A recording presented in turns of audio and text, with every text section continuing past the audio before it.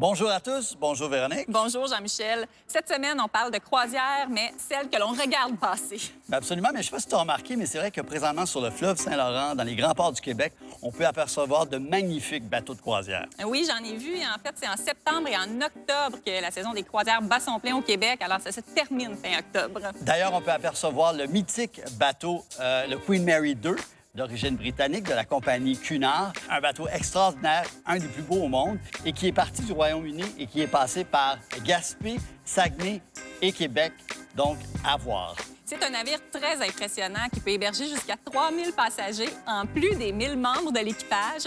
Et à bord, attention, il y a une vingtaine de restaurants, 5 piscines, un amphithéâtre de 1000 places, un planétarium qui diffuse des films en 3D et 300 œuvres d'art qui y sont exposées. Donc, c'est quand même quelque chose. Et le bateau est pet-friendly, mais là, on se calme. Quand on dit pet-friendly, vous venez pas avec votre hippopotame. Chat ou chien, c'est accepté. Il y a même un vétérinaire à bord. Mais moi, Jean-Michel, quand on me parle du Queen Mary 2, je pense automatiquement à la navigatrice Mylène Paquette qui avait traversé l'Atlantique à la rame en solitaire en 2013.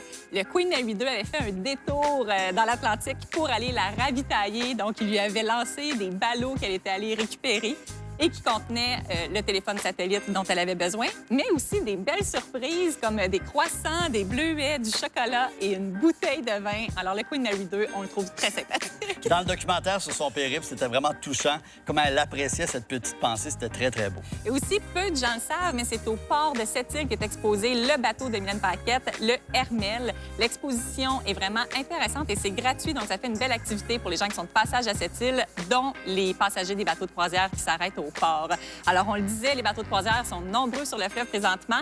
Un autre exemple, c'est le Caribbean Princess qui va s'arrêter dans les ports de Saguenay et de Québec. C'est un navire aussi très impressionnant de 3000 passagers. Et à bord, ça a l'air qu'on peut profiter d'un cinéma en plein air. Autre bateau à surveiller, c'est le Seabourn Quest qui va partir de Montréal à la fin octobre. 2 mois, 59 jours en mer pour se rendre au Chili, en passant par Québec, les îles de la Madeleine, toute la côte est américaine, les Caraïbes, l'Amérique du Sud et l'Antarctique pour terminer donc au Chili. Et une nouveauté cette année sur le Saint-Laurent, le Seven Sea Mariner, un navire très luxueux qui est le seul au monde à offrir exclusivement des suites avec balcon.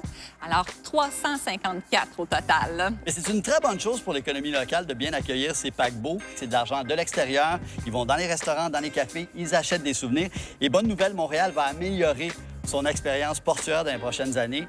On en a grandement besoin.